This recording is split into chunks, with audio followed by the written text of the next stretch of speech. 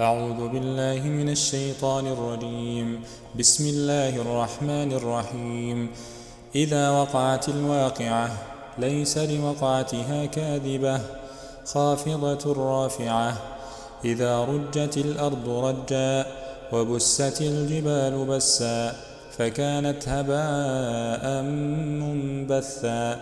وكنتم أزواجا ثلاثة فأصحاب الميمنة ما أصحاب الميمنة وأصحاب المشأمة ما أصحاب المشأمة. والسابقون السابقون أولئك المقربون في جنات النعيم ثلة من الأولين وقليل من الآخرين على سرر موضونة متكئين عليها متقابلين. يطوف عليهم ولدان مخلدون بأكواب وأباريق وكأس من معين لا يصدعون عنها ولا ينزفون.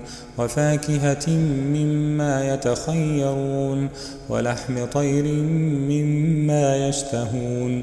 وحور عين كأمثال اللؤلؤ المكنون جزاء بما كانوا يعملون. لا يسمعون فيها لغوا ولا تأثيما إلا قيلا سلاما سلاما. وأصحاب اليمين ما أصحاب اليمين في سدر مخضود وطلح منضود وظل ممدود وماء مسكوب وفاكهة كثيرة لا مقطوعة ولا ممنوعة وفرش مرفوعة. إنا أنشأناهن إنشاء فجعلناهن أبكارا عربا أترابا.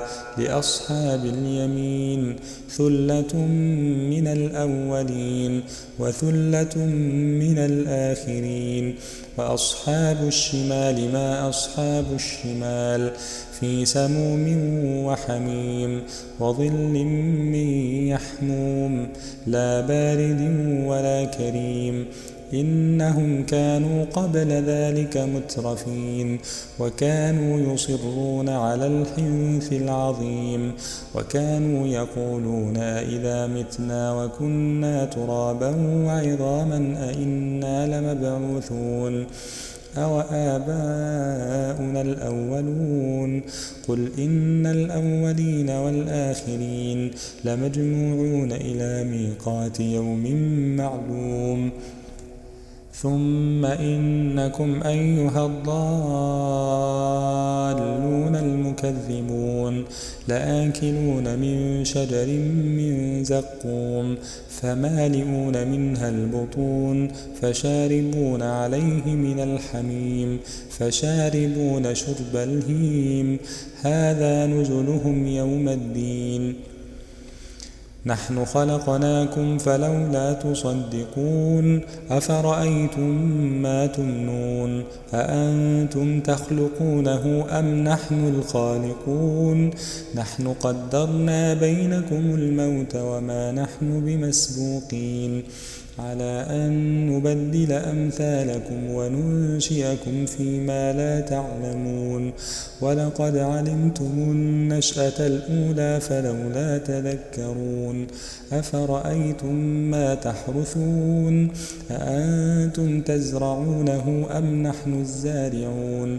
لو نشاء لجعلناه حطاما فظلتم تفكهون. إنا لمغرمون بل نحن محرومون. أفرأيتم الماء الذي تشربون أأنتم أنزلتموه من المزن أم نحن المنزلون.